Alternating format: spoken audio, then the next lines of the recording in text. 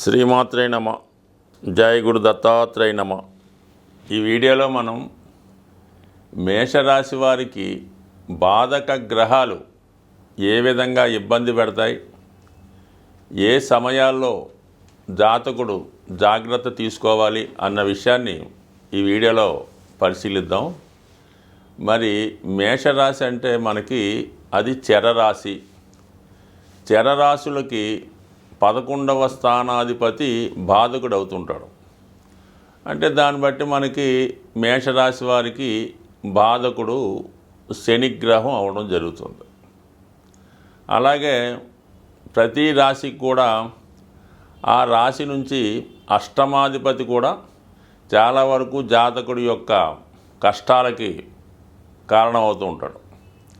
So మరి మేషరాశి వారికి బాధకుడైనటువంటి శని 10-11 స్థానాలకి ఆధిపత్యం వహించడం వల్ల మరి ఈ రాశి వారికి ఎంత ధనం సంపాదించి జీవితంలో ఎంత అభివృద్ధిలోకి వస్తుంటే వారికి శత్రువులు అంత ఎక్కువగా పెరిగి వాళ్ళని ఏదో విధంగా ఇబ్బంది పెట్టే ప్రయత్నం చేస్తూ ఉంటారు.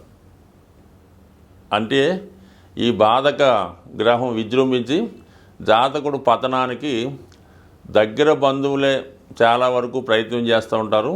జాతకుడిని చూసి ఈర్ష్యపడి ఏదో విధంగా అన్పాపులర్ చేస్తూ ఉంటారు. సో ఈ విధంగా మేషరాశి వారికి శని ఇబ్బంది పెడుతుంటాడు. అలాగే వీళ్ళు వృత్తిలో కూడా సాధారణ స్థాయిలో ఒక సబార్డినేట్గానో అప్రెంటిస్గానో జీవితాన్ని ప్రారంభించడం.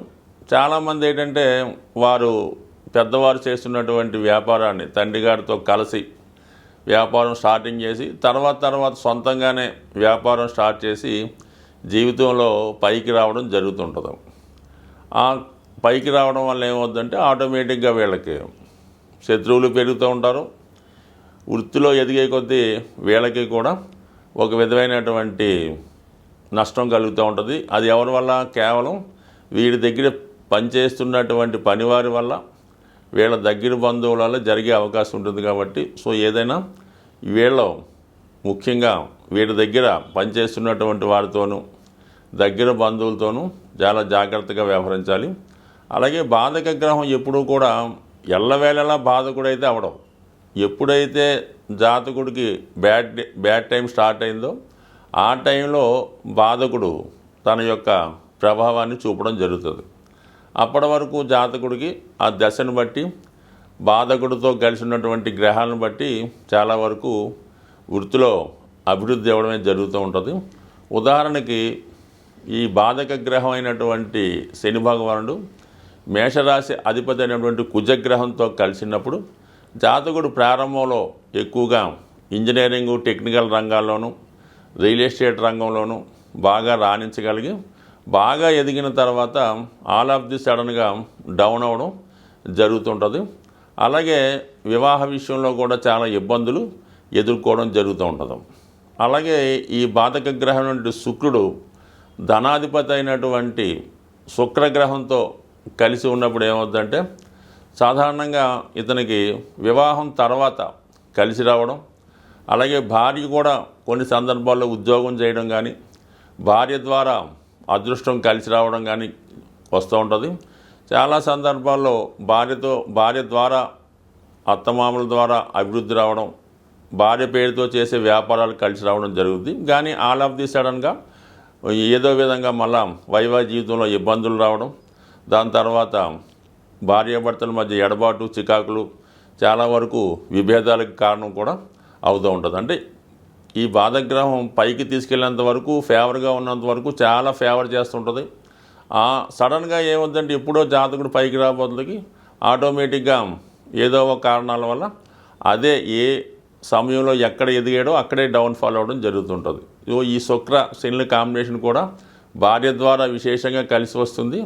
అదేవిధంగా జీవితంలో చికాకులు ఎడబాట్లు ఇబ్బందులు కూడా జరుగుతూ ఉంటుంది. సో అలాగే బుధగ్రహం వ్యాపారకారకుడైనటువంటి బుధుడితో శని భగవానుడు కలిసినప్పుడు జాతకుడు చాలా చిన్న స్థాయిగా కష్టపడి చిన్నగా రూపాయి సంపాదించి ఒకేసారి ఎవరికన్నా ఇవ్వడం వల్ల కానీ ఏదైనా రాంగ్ ఇన్వెస్ట్మెంట్ చేయడం వల్ల కానీ మోసపోతూ ఉంటాడు. తను సంపాదించిన ధనం ఎంత వస్తుంది, ఏ విధంగా ఖర్చు అవుతుంది అన్నటువంటి సరైనటువంటి క్యాలిక్యులేషన్ లేకపోవడం వల్ల కూడా జాతకుడు ఇబ్బంది పడుతుంటాడు. చాలా సందర్భాల్లో ఈ జాతకుడు ఎవరికి అప్పు ఇచ్చినా తిరిగి రాదు, అలాగే తను అప్పు తీసుకున్నా కూడా తిరిగి తీర్చలేకపోతుంటాడు. సో ఈ విధంగా మరి బుధుడు శనితో కలిసి ఉండడం వల్ల జాతకుడు తన అశ్రద్ధ వల్ల, లెక్కలు సరిగ్గా చూసుకోకపోవడం వల్ల ఖచ్చితంగా జాతకుడు ఇబ్బంది పడుతుంటాడు, నష్టపోవడం కూడా జరుగుతుంటుంది, ఎక్కువగా మోసపోవడం కూడా జరుగుతూ ఉంటుంది. ఇదే బాధకుడు మరి మేషరాశి వారికి చతుర్థాధిపతిగా ఉన్నటువంటి చంద్రుడితో కలిసి ఉన్నప్పుడు జాతకుడు ఎక్కువగా ట్రాన్స్పోర్ట్ రంగంలో స్థిరపడుతుంటాడు, అలాగే గవర్నమెంట్ సర్వీస్ చేసే అవకాశం ఉంది. మళ్ళీ ఒక ప్రాంతం నుంచి ఒక ప్రాంతానికి ట్రాన్స్ఫర్ అవ్వడం కానీ, లేదంటే వ్యాపార రీత్యా 2-3 ప్రాంతాల్లో వ్యాపార వ్యవహారాలు చేస్తూ ఉంటాడు. కానీ అనుకోకుండా మరి ఏదో విధంగా ఏదో ఒక స్కామ్లోనో ఎవరు మోసానికి గురై నష్టపోవడం కూడా జరుగుతుంటుంది. ఆల్ ఆఫ్ ది సడన్గా వ్యాపారపరమైన నష్టాలు కూడా జరిగే అవకాశం ఉంటుందన్నమాట. అది కేవలం ఈ చంద్రుడు అలాగే శని కలిసి ఉండడం వల్ల. బాగా ఎక్కువగా ఉన్నటువంటి కాంబినేషన్ ఏంటంటే రవిగ్రహంతో శని కలిసినప్పుడు జాతకుడు సాధారణంగా వాళ్ళు తాతగారు కానీ తండ్రి గారు కానీ ఏ వృత్తిలో చేస్తూ ఉంటారో, రాజకీయం అయితే రాజకీయం, వైద్య వృత్తి అయితే వైద్య వృత్తి, అందులోనే చేస్తూ ఉంటారు. వారితో కలిసి వృత్తిని స్టార్ట్ చేసి అంచెలంచెలుగా వృత్తిలో ఎదగడం జరుగుతుంటుంది. అయితే ఈ 2 గ్రహాలు శని రవి ఎవరి జాతకంలోనో కలిసి ఉంటే తండ్రి కొడుకుల్లో ఒకరికే బాగా అభివృద్ధి చెందడం జరుగుతుంటుంది. ఉంటే కొడుకన్నా బాగా సంపాదించి మంచి నేమ్ సంపాదించుకుంటాడు, లేదైతే తండ్రి గారన్నా బాగా సంపాదించి మంచి పేరు సంపాదించుకోవడం జరుగుతుంది. కానీ ఇద్దరికీ ఒకేసారి బాగోవడం అనేది సాధారణంగా జరగదు. అయితే సాధారణంగా వారసత్వంగా అంటే వీళ్ళ తాలూకా ఎవరైతే పెద్దవాళ్ళు ఉన్నారో వారి తదనంతరం ఈ జాతకుడు జీవితంలో అభివృద్ధి చెంది మరి వాళ్ళ తండ్రి గారు మినిస్టర్ అయితే ఈ అబ్బాయి కూడా మినిస్టర్ అవ్వడం, ఆ విధంగా మనకి శని ప్లస్ రవి కలిసి ఉన్నప్పుడు ఎక్కువ జాతకాల్లో కలిసి ఉంటుంది. కంపల్సరీగా వీళ్ళకి ఒకళ్ళు మరణాంతరం వీళ్ళకి యోగం కలుగుతూ ఉంటుంది అన్నమాట. సో ఆ విధంగానే మరి ఈ శని ప్లస్ గురువు కలిసి ఉన్నది మాత్రం ఒక మంచి యోగం అన్నమాట. ఈ 2 కలిసి ఉన్నది ధర్మ కర్మాధిపతి యోగం అని, మంచి ఉపాధ్యాయులుగా అందరికీ మంచి మార్గంలో పెట్టేవారుగా ఈ శని గురువు ఎవరి జాతకంలో ఉంటుందో వారు సాధారణంగా ఏ సంస్థలో అయితే చిన్న ఉద్యోగంలో చేరతారో అదే సంస్థలో పెద్ద ఉద్యోగంలోకి వచ్చి స్థిరపడడం జరుగుతూ ఉంటుంది. అలాగే అయితే వీళ్ళ సంపాదనకి ఖర్చుకి సరిపోవడం వల్ల జీవితంలో పెద్దగా ధనాన్ని సంపాదించలేకపోతుంటారు. సాధారణంగా ఈ బాధక గ్రహం జాతకుడి యొక్క ఆయుష్ పూర్తయిన తర్వాత మరి అతని యొక్క చివరి క్షణాలకి ఈ బాధక గ్రహం మెయిన్ లీడ్ తీసుకోవడం జరుగుతుంటుంది.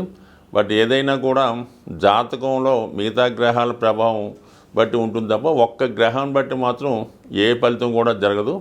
ఆ గ్రహానికి మిగతా గ్రహాలు తోడైనప్పుడు ఆ ఫలితం మనకి ఖచ్చితంగా రావడం జరుగుతుంటుంది. స్వస్తి. రాశి చక్రం ప్రకారం ప్రతి ఒక్క రాశికి బాధక గ్రహం ఉంటుంది, అష్టమాధిపతి ఉంటాడు, అలాగే అష్టమాధిపతితో కలిసిన గ్రహాలు ఉంటాయి, 22వ ద్రాక్షాణపతి ఉంటాడు, 64వ నవాంశపతి ఉంటాడు. ఈ విధంగా అనేక గ్రహాలు మరి జన్మజాతకంలో ప్రతి రాశి వారికి ఏదో ఒక ఇబ్బంది కలిగించే గ్రహాలు ఈ విధంగా ప్రతిదానికి ఉండడం జరుగుతుంది. అయితే ఏదైనా ఈ నవగ్రహాలు కూడా మానవుడి యొక్క జీవితాన్ని పరిశీలిస్తూ అతను అభివృద్ధికి కారణమవుతుంటాయి. అతను ఏమాత్రం దోవ తప్పిన పనిష్మెంట్ ఇవ్వడానికి కూడా సిద్ధంగా ఉంటాయి. కేవలం శని భగవానుడు ఒక్కడే కష్టాలు కలిగిస్తాడని, గురుగ్రహం మాత్రమే జీవితంలో అదృష్టాన్ని ఇస్తుందన్నమాట కేవలం 100కి 100 పాళ్ళు రాంగు. మరి అన్ని గ్రహాలు సహకరిస్తేనే జీవితంలో ఆ జాతకుడు జీవితంలో పైకి రావడం జరుగుతుంది. అయితే ఒక్కొక్క గ్రహానికి ఒక్కొక్క పోర్ట్ఫోలియో ఉన్నట్టు శుక్రగ్రహం వివాహ జీవితానికి, కుజుడు ధైర్య సాహసాలకి, శని క్రమశిక్షణకి, వృత్తికి, కర్మకి, బుధుడు విజ్ఞానానికి, వ్యాపారానికి, గురువు సంస్కారానికి, జ్ఞానానికి, ఇక రాహువు దురాశకి, ఈ ప్రపంచంలో ఉన్నటువంటి సమస్త సుఖాలు తనకే కోరుకోవాలనే ఒక డెమన్ ప్లానెట్.